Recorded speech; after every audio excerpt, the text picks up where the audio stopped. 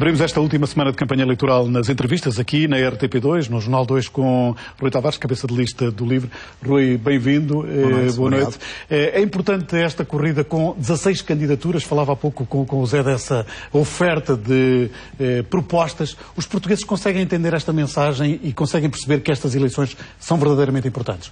Não, é importante e evidentemente que a proliferação de candidaturas, se elas tiverem razão de existir, é sempre importante. De qualquer forma, ela faz parte da democracia e para os eleitores ela será positiva se os partidos conseguirem explicar, os partidos e as candidaturas, as coligações, porque é que se apresentaram às eleições. Portanto, e a esquerda, se calhar, pergunta nesta altura, porquê é que o LIVRE aparece nestas eleições? Exatamente. Não estaria bem dentro do Bloco de Esquerda ou dentro de uma outra candidatura? Essa foi a pergunta que fizemos a nós mesmos antes de fundar o partido e a que tentámos responder com muita seriedade, e se não sentíssemos na nossa consciência que tínhamos respondido a essa pergunta cabalmente, não teríamos formado o partido. Era preciso um partido novo, porque os partidos que existiam em Portugal estavam cooptados pelas direções e não permitiam nem que os membros, nem que os apoiantes, nem que os simples cidadãos, por exemplo, participassem das candidaturas dos partidos, se apresentassem em primárias abertas a essas candidaturas e pudessem, com debates e com exigência democrática, ser escolhidos pelos seus concidadãos. E, portanto, era preciso um partido que aparecesse e que mostrasse que novos métodos eram possíveis e que até, por contaminação, melhorasse a forma de fazer nos outros partidos. Era preciso um partido à esquerda porque a esquerda, toda a gente fala de união à esquerda, mas pouca gente fala de libertação da esquerda, e nós acreditamos que a esquerda só vai encontrar convergências quando ela estiver libertada das suas amarras, do seu taticismo, do entrincheiramento das direções. É preciso dar voz aos cidadãos de esquerda. Nos partidos que existiam até aqui, no PS, no PCP, no Bloco de Esquerda e nos outros partidos da esquerda? Acontecem todos, e por isso as pessoas sentem que os partidos são todos iguais e nos dizem isso na rua. Nos disseram isso quando andámos a recolher assinaturas ou mais tarde quando conseguimos formar o partido e começámos a divulgar o partido, e a nossa resposta é precisamente porque também achávamos que em certos domínios, não em todos, atenção, em certos domínios todos eram iguais, é que achámos que era necessário fazer diferente. E, portanto, essa é parte da resposta ao tal porquê. Ou ao tal porquê. Porquê é que decidimos formar este partido? Claro que, em campanha eleitoral e a uma semana de uma escolha que é muito importante para Portugal e é muito importante para a Europa, são eleições europeias que são muito diferentes das que tivemos até aqui e nas quais, como dizia há pouco o vosso comentador, Portugal tem 21 deputados em 751, ou seja, é preciso escolhê-los bem, porque eles não são suficientes sequer para estarem presentes em todas as comissões parlamentares importantes do Parlamento Europeu e delegações também. Agora, dizia eu que é preciso passar do porquê para o para quê. E é isso que o LIVRE vai fazer nesta última semana. Achamos que é uma transição essencial no tipo de campanha que temos feito. Até agora, porquê? Porquê é que este partido existe? E acho que damos uma resposta muito satisfatória e muito cabal a essa pergunta. Vamos a esse. E agora vamos para quê? Para quê? Votar no LIVRE para que se cumpra um programa legislativo que apresentámos aos cidadãos portugueses. Fomos um dos poucos partidos, provavelmente o único, que se apresentou a estas eleições com um programa, não com um manifesto de banalidades, mas com um programa que tem 67 medidas para mudar mesmo a União Europeia, que vão desde a proibição dos estágios não remunerados. A União Europeia tem competência no mercado de trabalho e pode fazê-lo. Uma simples emenda de um deputado do LIVRE no Parlamento Europeu, numa diretiva ou num regulamento da Comissão Europeia que seja aprovada, pode fazer essa diferença. Porque é importante que a União Europeia tenha um programa de combate ao fenómeno da pobreza infantil, que é hoje em dia muito prevalente na União Europeia. Milhões de crianças que não têm culpa desta crise e que, no entanto, vivem em situação de pobreza, às vezes pobreza extrema, em muitos países da União, e que terão toda a sua vida condicionada por isto. É uma vergonha que a União Europeia, um dos continentes mais afluentes do mundo, deixa ainda que esta situação perdure. Votar num deputado do LIVRE ou eleger deputados do LIVRE ao Parlamento Europeu para que se estabeleça uma Carta Europeia dos Direitos do Cidadão Sénior. A Europa é cada vez mais um continente de gente mais velha. É importante que os direitos dessas pessoas sejam garantidos e protegidos naquilo que eles têm de específico. Situações, por exemplo, de violência em instituições, faz parte de políticas do mercado e, portanto, competência da União Europeia. Podemos legislar para que as instituições onde são acolhidos os nossos cidadãos mais idosos sejam obrigadas a determinadas bitolas de qualidade, agravamento nos crimes, por exemplo, de violência contra cidadãos séniores, mas também acesso à cultura, acesso à participação cívica, por exemplo, questões que têm a ver com as ligações familiares e a possibilidade de viver uma vida em família quando há situações transfronteiriças de separação de família. Tudo isso é importante no Parlamento Europeu, mas nesta campanha tem-se misturado as questões nacionais com as questões europeias e com algumas lideranças a dizer que é impossível dissociar uma coisa da outra e com os portugueses a ouvirem falar da Europa pelos piores motivos. Pela Troika, pelo euro, pelas ameaças que vêm de Bruxelas. A Europa ainda é um bicho-papão para todos nós? Eu creio que o problema não é misturar questões europeias e questões nacionais. Claro que elas estão misturadas. Se Portugal não estivesse na União Europeia, não teríamos algumas liberdades que temos e não teríamos também alguns problemas que temos. E, portanto, evidentemente que elas estão interligadas, o livro sempre disse isso desde o início. O meu problema não é um problema, digamos, de espaço, Portugal e Europa, é um problema de tempo. É que se passou toda esta campanha a discutir o assunto do dia seguinte, ou o assunto do dia anterior. Mas isso acontece em todas as campanhas. Mais europeias ou menos europeias. Do nosso ponto de vista, esta campanha serve para discutir os próximos 5 anos de Portugal e da Europa.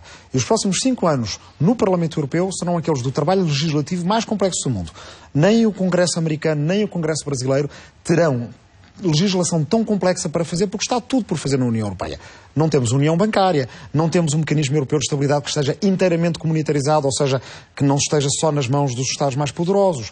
Vamos passar a ter um Procurador-Geral da União, uma coisa que não existia até agora, portanto um sistema de justiça da União, com um crime federal que vai ser o de fraude ao orçamento comunitário. Isto pode ser muito bem feito ou muito mal feito. Tudo depende daqueles 21 deputados que escolhermos para o Parlamento Europeu, que tenham mérito suficiente, tenham qualidade suficiente, exigência suficiente e vontade de trabalhar em política europeia, de estar lá semana a semana no Parlamento Europeu, fazer política europeia na defesa dos interesses dos cidadãos portugueses e europeus.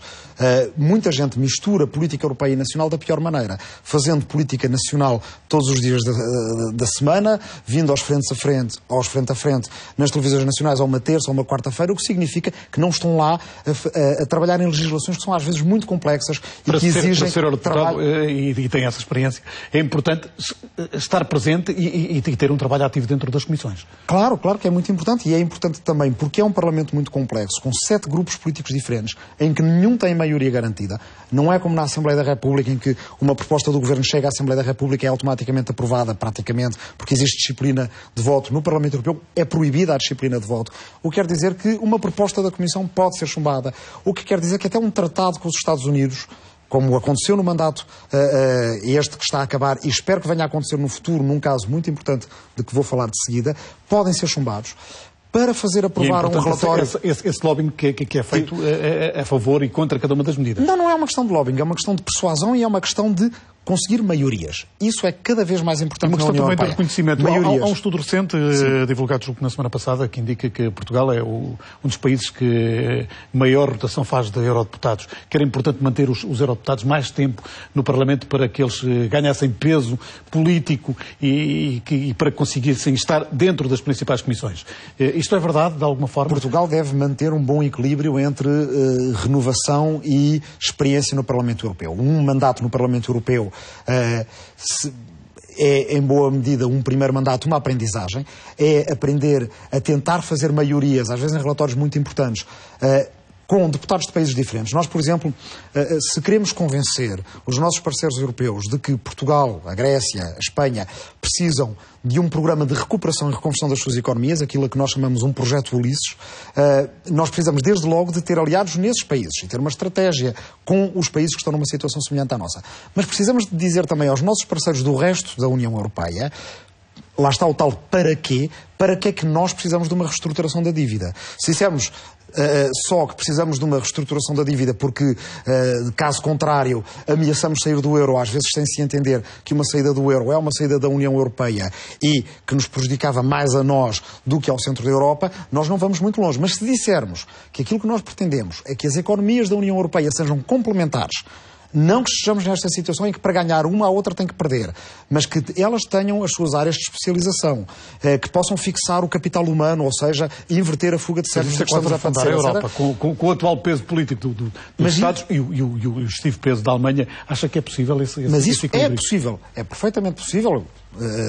por exemplo, aproveito para divulgar junto dos telespectadores um documentário que fizemos chamado Projeto Ulisses, precisamente defendendo um novo modelo de desenvolvimento para os países do Sul, e encontrarão nesse documentário muitos deputados alemães, deputados franceses, a defenderem exatamente essa ideia, porque também não interessa à Alemanha e também não interessa à França ter uma Europa em que metade da Europa está numa situação de vulnerabilidade permanente, ou seja, dependência permanente.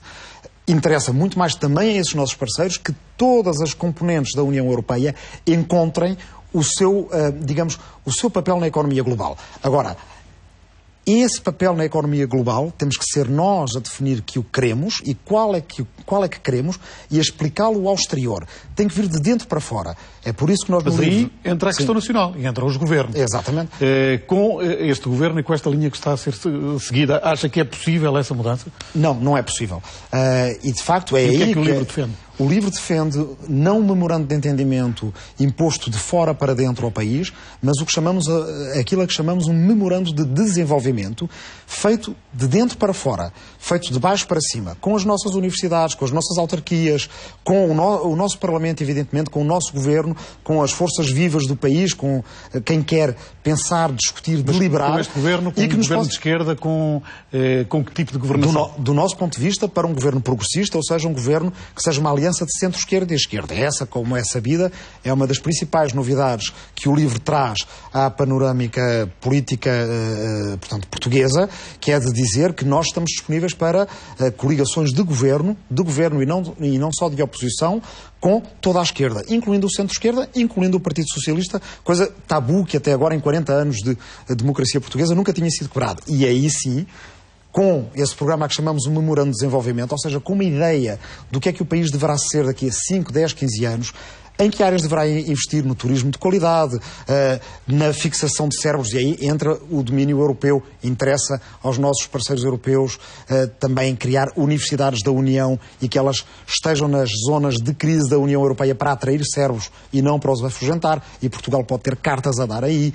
Interessa que tenhamos uma política de ordenamento do território que requalifique o nosso território para que ele não esteja abandonado uma parte do ano e outra parte do ano ardido, e quando o país, os políticos, os partidos, acima de tudo os cidadãos, tiverem uma ideia clara de para onde é que o país se dirige, não na próxima avaliação trimestral, mas nos próximos 5, 10 anos, as pessoas não saem, querem voltar.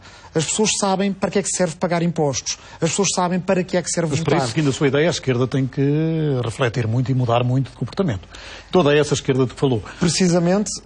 Por causa disso, cidadãos de esquerda decidiram que estava na hora de não deixar esta tarefa às direções partidárias, mas de serem eles próprios a fazê-la. Desde logo começar por fazer listas em primárias abertas, listas de cidadãos escolhidas por cidadãos, feitas de uma maneira diferente, em que estas pessoas têm, digamos, a responsabilidade de levar por diante o programa com que se comprometeram quando se apresentaram a primárias abertas, e não apenas de fazer a vontade da direção, que foi quem os convidou em primeiro lugar e quem os pode ou não convidar depois para as próximas eleições. Isto traz novas vozes, traz novo mérito à política portuguesa. Nós achamos que há uma política do futuro que quer nascer, há um Portugal do futuro que quer nascer, há até uma Europa do futuro que quer nascer. Mas achamos que todas estas coisas não nascem sozinhas, porque há interesses enormes em que elas não nasçam. Há pessoas a quem convém mais a inércia, que preferem ser reis em terra pequena e, portanto, de certa forma, fazer uma espécie de biombo entre os portugueses e a realidade internacional e a realidade europeia. Sabe porque é que não se explica muito do que se passa na Europa nestas eleições?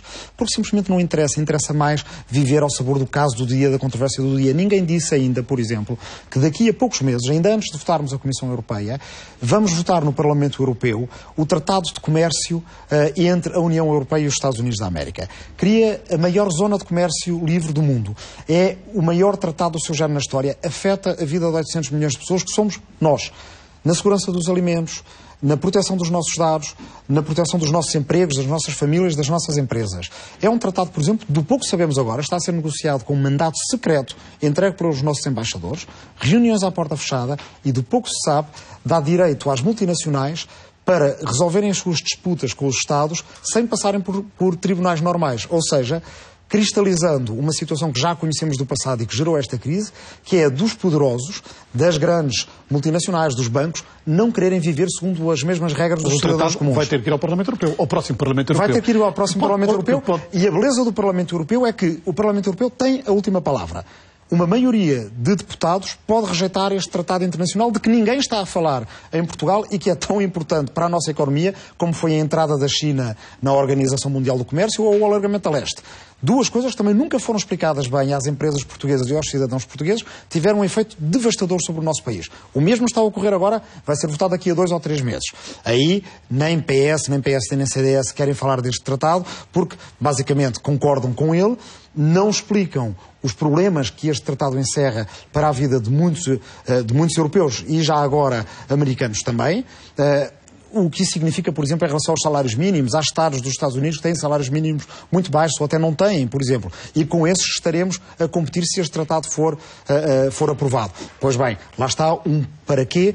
Votar em deputados do LIVRE é votar para a rejeição deste tratado com os Estados Unidos e com a União Europeia, não porque nós sejamos contra o comércio internacional, mas porque somos pelo comércio internacional com garantias, com proteção dos direitos dos trabalhadores, com proteções ambientais também muitíssimo importantes, com proteção da nossa segurança como consumidores. Ou seja, tratados internacionais bem feitos e que incluam outras partes do mundo que favorecem Portugal, como o Brasil, como a África, são tratados bem-vindos, mas têm que passar pelo crivo muito apertado do Parlamento Europeu. E a verdade é que nos Parlamentos Nacionais, muitos tratados internacionais só lá vão ao Parlamento quando o Governo já pôs o seu carimbo e já disse que é para aprovar. Mesmo nos Estados Unidos o Congresso não votará este tratado, será votado só pelo Senado e nos acordos executivos basta a assinatura da Casa Branca. Pois bem, aí o Parlamento Europeu, isto é pouco explicado aos cidadãos, tem a última palavra. É mais poderoso do que o Congresso americano. E daqui a 2 meses, os deputados que os europeus elegerem, incluindo os nossos 21, vão votar a favor ou contra. E é isto que é muito frustrante nesta campanha. Fala-se nos próximos 5 dias, daqui até ao dia 25, não se fala nos próximos 5 anos. Fala-se na noite do 25... E são os 5 anos que vão no fundo, definir a vida de todos nós. E nós queremos falar do dia 26 de maio Rui, para a frente. Para terminarmos esta nossa conversa, a Europa pode mudar muito nestas eleições. Há movimentos de extrema-direita a crescer, por exemplo, em França.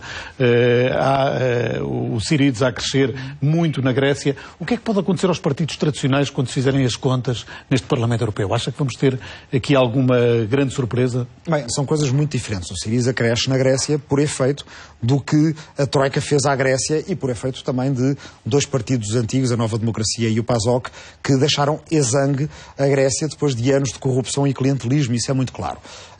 Quanto ao crescimento da extrema-direita em alguns países muito importantes da Europa, como a França, ela deve-se ao facto de que a política e a democracia e a governação nos últimos anos foram, de certa forma, pervertidas por esta ideia que têm os líderes europeus de que governar é dar más notícias e é dizer sempre que a próxima geração vai estar pior. Isto nunca foi assim desde que a democracia deu soberania ao povo. É preciso reencontrar aquilo que foram as grandes causas do progressismo no passado, desde as férias pagas, às 8 horas de trabalho, ao sufrágio universal, aos votos para as mulheres, e saber quais é que são as grandes causas progressistas dos próximos anos, do próximo século, a salário igual, a trabalho igual, salário igual para homens e mulheres, um subsídio de início de vida para os jovens europeus. Hoje em dia não são assim tantos jovens, portanto, o subsídio para início de vida aos jovens europeus pode custar 8 mil milhões de euros, que no fundo é pouco, mais do que foi a garantia jovem de 6 mil milhões de euros e muito menos. No fundo, uma nova Europa muito mais solidária, como percebemos. No fundo, uma nova Europa, e se tivermos causas que mobilizem os cidadãos europeus reencontrarão de novo um propósito para a política, o tal para quê que falávamos no início, para que votar, para que pertencer a um partido que já não pode ser como o partido do passado, tem que ser um partido do futuro mais aberto, e para que participar na construção da União Europeia. Rui Tavares, foi um prazer recebê-lo aqui neste Jornal 2. Amanhã voltamos com as notícias do dia, às 9 em ponto, e um novo olhar sobre esta Europa que é de todos nós. Boa noite, até amanhã. Obrigado.